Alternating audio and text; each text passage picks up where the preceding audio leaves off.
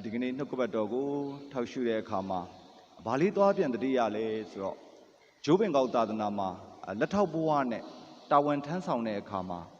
တောင်ပေါ်ရွာတွေရောက်တဲ့အခါကျတော့ဘာသာသူတွေပြောပြတဲ့အကြောင်းအရာလေးကိုသွားပြန်ပြီးတော့တတိယအဲ့ဒါကဘာလဲဆိုတော့တောင်ပေါ်ဒေသမှာရှိတဲ့ဂျိုးပင်ကောက်ဘက်မှာရှိတဲ့ကရင်ဘာသာသူတွေကမီယိုးဖလာကူးကွယ်တဲ့အလေးထားတွေရှိခဲ့တယ်အချီကျိုးချီတာတို့ကြက်ရိုးထိုးတာတို့ပြီးတော့တဲ့ခါကျရင်သူတို့ရဲ့အလေးလာတွေရှိတယ်သဘောတစ်ခုကအိမ်ပေါ်ကိုတက်မယ်ဆိုလို့ရှိရင်လှေကားကိုဘလို့ဆင်ရတယ်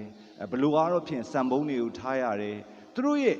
ဘဝတွေကိုကာကွယ်ပေးတဲ့ဤပညာရက်တွေလည်းအများကြီးကရင်တွေရဲ့ရိုးရာဓလေ့မှာရှိခဲ့တယ်ဒါပေမဲ့ပြင်သစ်ဘုန်းကြီးတွေတာနာပြုလာတဲ့အခါမှာပြင်သစ်ဘုန်းကြီးတွေကဘာသာတဲ့နဲ့သခင်ခရစ်တော်အကြောင်းကိုပြောပြသွန်သင်တဲ့အခါမှာသူတို့ဘာလုပ်ကြလဲဆိုရင်အဲ့ဒီမီယိုးဖလာသူတို့ရဲ့တက်ကြွတဲ့ပညာရက်တွေအလေးလာတွေအားလုံးကိုစွန့်ပစ်ပြီးတော့မှသခင်ခရစ်တော်နောက်ကိုပြည့်ပြည့်စုံစုံနဲ့လိုက်ခဲ့ကြတယ်ဆိုတဲ့အကြောင်းအရာလေးကိုပြောပြတာလေးကိုဒီကနေ့ထောက်ရှုစဉ်းစားမိတယ်။ဘာကြောင့်လဲဆိုတဲ့အခါကျရင်ဒီကနေ့ပထမကျမ်းစာတော်မြတ်ထဲမှာဂျိုရှုအာကအစ္စရာဟ်လူမျိုးတွေကိုသူသေခံဒီမှာဘာပြောလဲဆိုတဲ့အခါကျရင်မင်းတို့တွေတဲ့ဘယ်ဖျားကိုကိုးကွယ်မလဲတဲ့အီဂျစ်ပြည်ကနေပြီးပင်လယ်နီကိုတော့ဖြတ်ပြီးတော့ခေါ်ဆောင်ပေးနိုင်တဲ့ငါတို့ကိုတဲကန်နာရမှာတောက်လျှောက်ကျုံမွေးပြီးတော့အခုမင်းတို့နေရတဲ့နှုတ်နဲ့ပြားရည်စီးဆင်းတဲ့နေရာမှာနေရတဲ့ဖျားကိုကိုးကွယ်မလား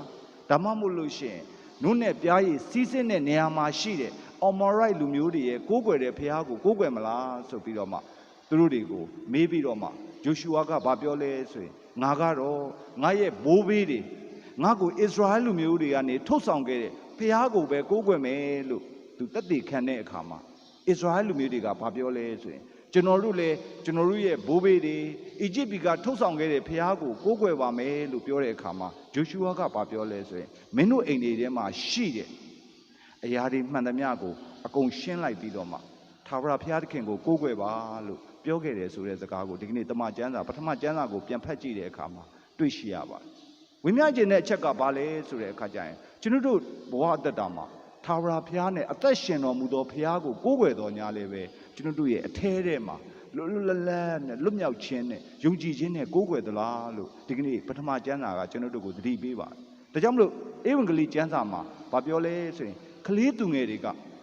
သခင်ခရစ်တော်ရှိကိုလာခြင်းတဲ့အခါမှာတမန်တော်ကြီးတွေကငေါငန်းပြီးတားကြတယ်တဲ့မသွားကြနဲ့တားတဲ့အခါမှာသခင်ခရစ်တော်ကဘာပြောလဲဆိုရင်ကလေးသူငယ်တွေကိုမတားပါနဲ့ဒီလိုကလေးသူငယ်တွေကကောင်းကင်နိုင်ငံတော်နဲ့သက်ဆိုင်တဲ့ဘုံကိုရှိတဲ့မြင့်မြတ်တဲ့တန့်ရှင်းတဲ့ပုံကိုယ်တွေဖြစ်တယ်သူတို့ကိုလာပါလေစေလို့ခေါ်ပြီးသူတို့ကိုလက်တင်ကောင်းကြီးပေးတယ်ဆိုတဲ့အကြောင်းအရာလေးကိုကြားပါတယ်ဒီနေ့နှုတ်ကပတ်တော်ကကျွန်တော်တို့တဦးစီကိုအသိနဲ့တတိပေးပါတယ်ကျွန်တော်တို့အသက်ရှင်တော်မူသောထာဝရဘုရားကိုယုံကြည်ကိုးကွယ်ပြီးကြိုးစားနေတိုင်းဘုရားသခင်ရဲ့ကောင်းကြီးမင်္ဂလာနဲ့ကျေးဇူးတော်ဟာကျွန်တော်တို့အတွက်အမြဲအစဉ်သွန်းလောင်းနေတယ်ဆိုတာကိုကလေးငယ်များရဲ့ဥပမာအဖြစ်ကြားတယ်ဒါကြောင့်မလို့ခရစ်သခင်၌ချစ်ခင်လေးစားပါသောဘာသူဓမ္မမိတ်ဆွေပေါင်းတို့ကျွန်တော်တို့တဦးစီရဲ့ယုံကြည်ခြင်းကိုပြန်လည်ဆန်းစစ်ကြရအောင်